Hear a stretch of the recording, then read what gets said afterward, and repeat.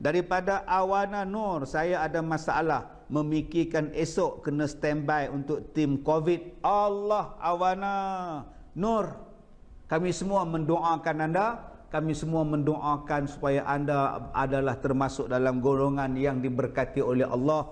Anda sedang berjihad pada jalan Allah, ya, menjaga nyawa manusia, memberi ketenteraman pada negara. Ya, cukup mulia perbuatan anda ni, insya-Allah. Daripada Paliska Pali, Kampung Bukit Nering, Batu Kurau pun sedang menonton kita pada malam ni. Siti Nabila juga sedang menonton, Syafiq juga sedang menonton. Rogayah Gayah, Assalamualaikum. Alhamdulillah Kak Gayah dah beli buku kita ni masa perasmian hari tu. Itu Kak Gayah di antara orang yang paling awal mendapat buku ni, alhamdulillah. Siti Mariam, kurang best lah pasal tak dengar suara gelak para jemaah. Saya gelak pun dah okey dah. Ya, saya punya WhatsApp ni sekejap hilang ni. Kalau boleh jangan bagi hilang lah, buat still terus, minta terus tukar balik dia punya ni. Baik, jangan kita ada dia punya ni, susah saya nak hilang. Baik, kemudian daripada Rosnah Abu Bakar, saya mula mengaji dengan Datuk mulai tahun 1994. Oh, saya mengajar tajwid pada masa itu. Rosnah Abu Bakar, saya tak perasan Rosnah Abu Bakar ni di mana, JPJ ke BSN ke apa. Kalau boleh tolong bagi tahu di mana kelas waktu kita belajar. Alia Yama daripada Thailand, Patani, juga bersama dengan kita. Tuan-tuan yang dirahmati, Nik Fazrin, Ustaz boleh terang tak isi surah Ar-Rahman, satu ayat yang paling istimewa yang diulang berkali-kali di dalam surah Ar-Rahman, fabi ayyi ala'i rabbikuma tukadziban. Apa lagi tanda kebesaran Allah, apa lagi dalil-dalil kebesaran Allah, apa lagi nikmat-nikmat Allah yang kamu nak dustakan. Di dalam surah Ar-Rahman itu Allah Ta'ala menjelaskan kepada kita pelbagai kebesaran Allah yang Allah ciptakan kepada kita. Ya, maka Allah tanya pada kita, tang mana lagi yang kamu nak dustakan? Ya, Allah jadikan kita daripada tanah, Allah jadikan kita daripada air yang terpancar. Pun kita nak lawan Tuhan lagi ke?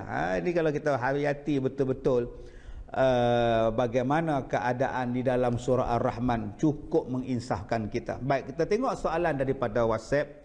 Assalamualaikum Ustaz, saya Ruslina Said. Mak saya tak boleh terima suami saya dalam keluarga. Sampai dia habaq kat saya yang dia tak reda kalau saya rujuk balik. Derhakakah saya Ustaz? Allahu Akbar. Ya, jadi makcik oi, yalah, bila anak tu dah jadi janda, maka terpulanglah pada hak dia untuk dia nak rujuk ataupun tak rujuk balik dengan bekas suami dia. Terpulanglah pada dia. Kita sebagai mak, kita doalah yang terbaik pada anak kita. Dan bagi akak juga Roslina, suami boleh cari lain, tapi mak itulah seorang-seorangnya. Apalah makna hidup kita bahagia dengan suami kita, tapi mak pula tak bahagia.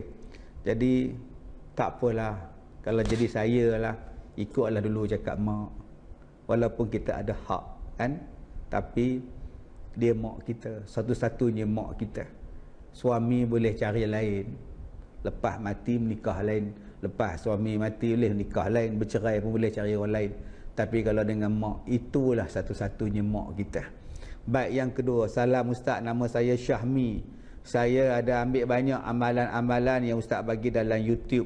Soalan saya, bolehkah saya amalkan? Sebab dalam kuliah Ustaz ada cakap ijazah hanya untuk orang yang ada kuliah sahaja. Sebab itu bagi tuan-tuan yang boleh hubungi saya bukan minta apa pun. Saya cuma minta telefon saya, bacakan doa-doa tadi depan saya dan saya baca depan tuan-tuan.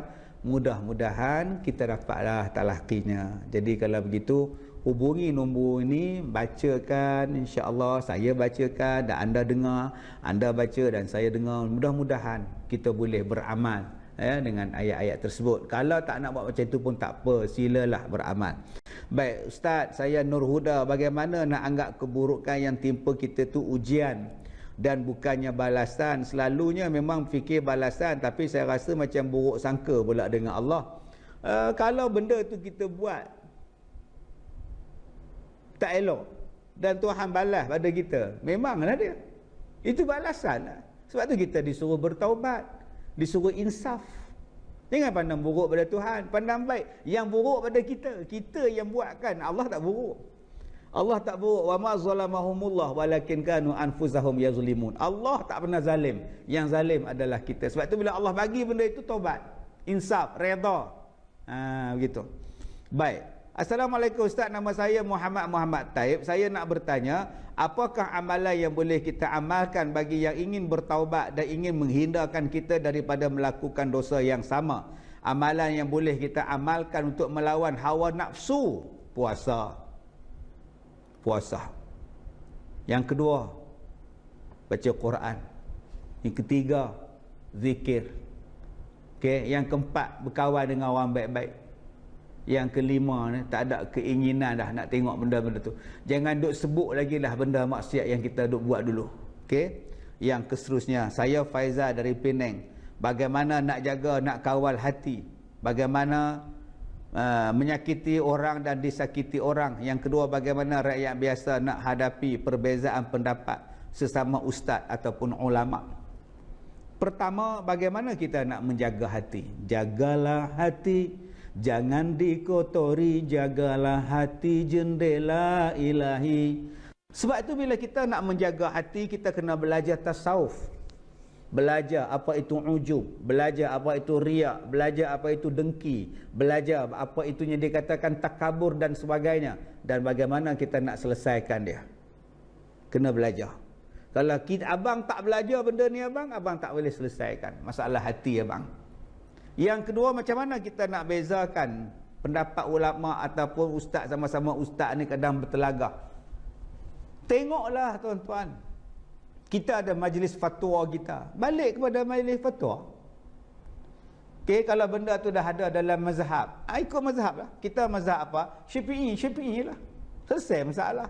Ustaz ni dia ajar mazhab ni, ustaz ni ajar mazhab ni.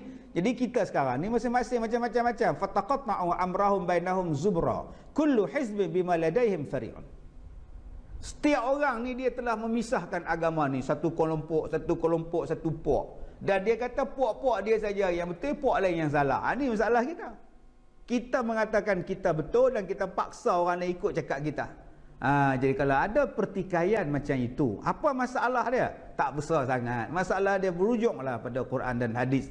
Berujunglah pada ulama-ulama ijma' dan qiyas kita dan mazhab kita ikut. Kalau benda tu benda yang baharu, benda tu benda baru, tak ada bincangkan zaman dulu, kita ada mufti, kita ada majlis fatwa kita. Rujuk kepada majlis fatwa, rujuk kepada mufti masing-masing. InsyaAllah dia boleh menyelesaikan kita punya masalah kita tadi. Yang keseterusnya, sekiranya kita pernah melakukan dosa besar dan sudah bertaubat, apakah dosa kita akan dibukakan? Illal ladzina amanu, illal ladzina, insya-Allah orang yang beriman, orang yang beramal soleh, insya-Allah tempat dia. Ya Allah ni dia padam terus dah kalau kita bertaubat dengan taubat nasuha. Mudah-mudahan tak ada tertulis lagi dah. Taubat dengan taubat nasuha insya-Allah.